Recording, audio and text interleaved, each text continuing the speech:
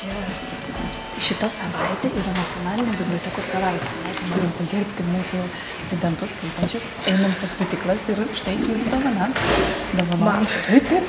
Jūs nuo bibliotekos, nuo Vilniaus universiteto bibliotekos dovana. Prašom. Ačiū labai. Tas bibliotekoje. Beveik kiekvieną dieną. Beveik kiekvieną dieną. O jūs čia skaitot kokiais tikslais? Mokausi. Taip, mokausi dažniausiai. Kas skatina kūrybiškumą ir idėjas? Šiaip pagalvosiu.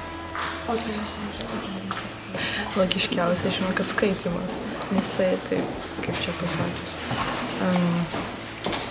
skatina mūsų vaizduoti ir būtent, kaip sakot, kad kūrybiškumą, idėjas, ką žinau, praturtina mūsų fantazijas.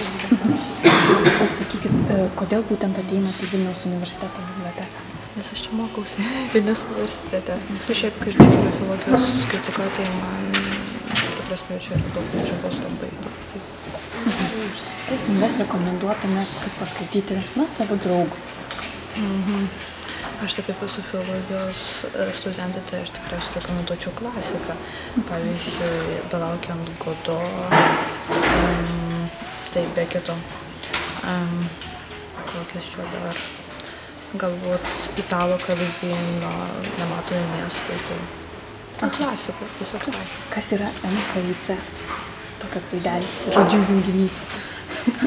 MKIC. Beveik atspėjau, dvi raidės tik. M.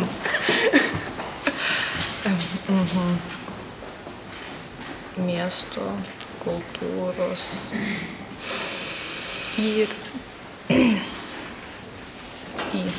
Su jį sunkiausia, nes tai turėtų būti centras koksai nors.